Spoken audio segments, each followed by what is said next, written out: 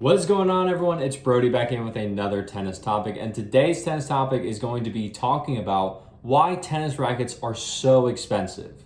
Now, if you're brand new to the sport or if you've been around for a while, you've probably seen that rackets start somewhere around like $30. You've also seen rackets to go and cost upwards of above $300. So the big question is why?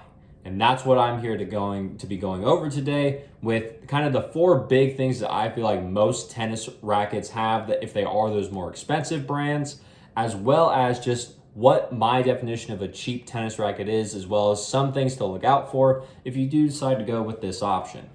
So one of the biggest things that I've noticed so far is that a lot of the more expensive tennis rackets usually are associated with a strong brand. One of the biggest ones that you've ever seen, especially if you've watched or played sports before, and I'm going to assume you have, or you're just getting into it because you're watching a tennis video, is going to be the brand that is associated with that. So Wilson is arguably one of the most notable brands in all of sports. They're in almost everything. And the reason for that, and why Wilson will sometimes charge and be a little bit more expensive than some of their competition, is because people know that when they buy a Wilson product, it's of high quality, it's going to last them a long time, and it's going to play well with them no matter what their skill level is. So the brand that Wilson has created in not only the sports world, but also the tennis world, allows them to charge a little bit more than some of the lesser known brands who are trying to establish that trust and credibility with us who are looking to buy it. So that's one of the big things. Wilson is a great example of that. And then also you have other brands in tennis like Babolat, you have Head, you have Yonex. These are kind of the big four in tennis racket manufacturing right now. And these are probably the big four that you'll know the name of the more you look into the sport. So moving away from brand a little bit, then you have the technology that is put into the rackets themselves. These tennis companies are working tirelessly around the clock to make sure that the technology that goes into the rackets is near perfect, so that they can adjust to the market to what we as the consumers are wanting out of the racket, not only in terms of playability, but in terms of feel, in terms of comfort, in terms of how much power the racket gives us. They're always trying to work and make sure that they have the best technology put into their racket so that we as the player and the consumer can make a better choice, go with their product, and just be sure that we're getting something that's going to make sure that we keep playing tennis, enjoy it, and then by association, really thank that company and then want to go and purchase more of their products rather than go to and try a different one. So a lot of the technologies, especially nowadays, they're moving more towards, moving away from being stiff. A lot of older tennis rackets, they're very stiff, so they have a lot more power, but they're not as easy on the arm. That's what a lot of the tennis manufacturers are seeing, so they're using a lot more of their efforts in technology to make the rackets easier on our arm so that we can all keep playing a lot more, rather than having it be to where we have a very stiff racket and we potentially get injured, can't play as much, and then no one's happy because we can't play and we got injured from the racket, and then we don't like the brand of the company anymore. They don't want to deal with that. We don't want to deal with that. So they're really investing in technology to get this right. And that's one of the reasons why the rackets do tend to be a bit more expensive, is so that they're easier for us to use. Then the next one we're going to talk about is going to be durability. A lot of the higher end rackets, they typically do come with some sort of 1-year guarantee when you purchase brand new. And this is against manufacturing defects because, as you know, everything that is made from these manufacturers, it's all made by human. None of us are perfect. So sometimes some alterations or some little things that shouldn't have happened are going to happen on a racket, and it's to be expected. But that's where the rackets usually come with a 1-year manufacturer warranty, especially on the more expensive ones, because they want to make sure that in case anything like that happens, that you get the racket you were purchasing and what you thought you were getting, rather than something that breaks down within like one hitting session because there was an internal crack that no one knew about. So durability, a lot of the older tennis rackets, these things will last for years. I've talked with many people and I've and who have been playing the sport for decades, and they're still using the same exact racket that they bought brand new 20 or 30 years ago. They just love how it feels, they love how it plays, they grew up with it, and they don't want to get rid of it. And that's completely fine. Now, there's a little bit of maintenance you have to do in terms of getting the string changed and then probably some new grips over all those time frames. But the racket held up because they were willing to invest the money into more of the expensive tennis racket rather than just trying to go to the cheaper option, which would have given out on them a lot faster. And then they would have had to switch rackets, pay even more. And then by that point, they've paid more for tennis rackets than they would have if they just bought the expensive one at the time. You can usually think about that the same way for today. Now, you just have to really see what you're looking for, know what you want out of the tennis racket, and then we can look more towards there, because a lot of the rackets, as long as they're taken care of, will last for, like the other ones in the example I gave, decades. It's not like they're designed to break within a few years. These ones can go for a lot longer than you think. You just have to get the regular maintenance, like upgrading the string or changing them every so often, and then changing your grips.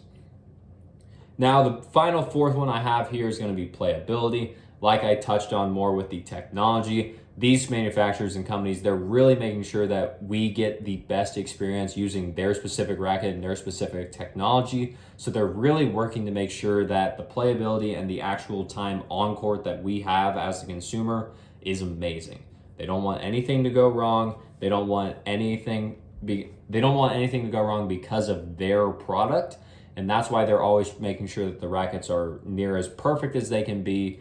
And you really want to make sure that these are going to just be the best thing that they can produce at the time. And that's why they're going to charge a little bit more of a premium, because they're making sure that you have a great experience with the racket that you invested the money into, because you knew that it would help your game, especially after you've either play tested it or someone recommended it to you. You usually don't get recommended a bad racket by a friend, or if you do, it may just not be the racket for you at that time, because they like one part about it that you may not, because your game is different. So all the rackets have a ton of different playability characteristics to them. There's some that have more spin, there's some that have more control, there's some that have more power, there's some that have more flexibility, there's some that are stiffer. And it all comes down to what you prefer and what your game needs at that time. Always be sure to demo, see what's out there, see what's going to work best with your game. And if you're working with a tennis coach, ask them. They've seen you play, they know kind of what you're doing, what you're not doing, and just ask them for maybe a recommendation or two on some rackets that you may want to try that they think would best fit your game. If you also have that questions, or if you don't have a coach, you can also leave a comment down below in here, and I'll try and get back to your comment as fast as I can. I'm here to help as much as I can, because I want more people playing the sport, and the less people that get injured, the more people play the sport, and the more people continue to share and enjoy the love of the game, rather than having to get injured and be like, this sucks, I can't do anything because I'm injured, now I don't want to play and I never want to play again. It's like, we don't want to deal with that. We want to avoid injury, make sure we have a great time, and go from there. So now that we've talked more about the kind of why the expensive tennis rackets are going to have a bit more of a larger price point, then I'm going to come over here to the cheaper racket section and kind of give you my definition of what that is and what we're actually looking at with these. So the cheaper tennis rackets, as my definition goes, is essentially nearly any single racket that you can buy at a Walmart. Now, when I say that, what this means is usually the Walmart rackets, if you go look at them, you're going to see rackets that are around that $30 to $70 price range. You're usually not going above $100. If you do, sometimes you might find a hidden gem here or there, but typically it's not likely. So the big thing with Walmart rackets is, number one, they tend to break easier. The technology that the manufacturers are putting into their higher end rackets, they're not using in these. These are just designed to get out of the factory, get onto the shelf as low cost as possible, so that people who are new to the sport or who don't know as much and they just want a racket to go out and hit with, that's where these come in, because the brands are not saying, hey, you're going to use this forever, this is going to last you the longest. It's going to break, when in actuality it could break down a lot quicker, especially if you're getting more and more serious into the game. So that's where you can usually see if you ever are getting more serious and like you start with one of these cheaper rackets just because it's easy to get into with, you can go see if you can get it restrung. Sometimes though, a lot of the cheap rackets, they're not able to get restrung, and that's just because the grommets or how the string is held inside the racket isn't strong enough to handle having the strings cut out and having new ones put in. The rackets aren't as stable or as durable because the material that is used is not the same as the higher end rackets. So you might end up, the stringer might end up snapping the racket even though it looks completely fine. So that's where you have to be careful, especially as you're looking to upgrade from your cheaper racket, especially the strings. You want to be careful that you don't get one that's going to break because it just isn't supposed to get restrung. Then you can also, like number 3 here, it says you can outgrow them pretty quickly. Usually the starter rackets or the cheaper rackets from Walmart, they're not going to be around the longest. You'll use them for maybe a few months. If you get really serious about the game, you'll look to upgrade rather than just restringing, because you could probably pay more for the restring service and the price of the string than you paid for the actual racket if you get it on sale. So it's not necessarily worth restringing all the time, but you can outgrow them pretty quickly the more serious you get into it. And that's where you're going to start looking into more of the more expensive ones, because they play better, feel better, last longer, and just are going to help your game a little bit more overall in the traditional sense. And finally, they don't tend to play well at higher levels. Like I said, they're not designed to be used at the highest level of capability. They don't have a great feeling to them. They're just designed to get in, get used as a beginner, and then get out, so that you can look towards the higher ones with the bigger brand, the better technology, more durability, and the better playability, rather than sticking with this forever, because it's just not designed to do that. Now, if you want to get one of the cheaper rackets and then you're like, okay, I'm just trying tennis, I don't really see a point in getting anything more expensive, more power to you. I'm not trying to say that you need to get an expensive one, that this is the end all be all.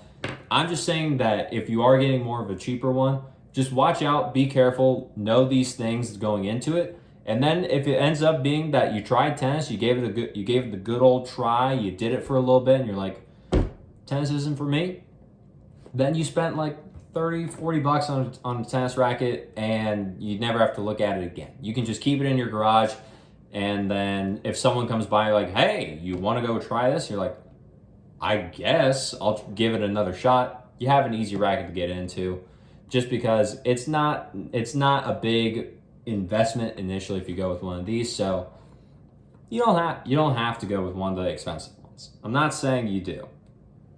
If you're going for as a beginner and you just want to try it, go with the cheaper ones. They'll do you just fine.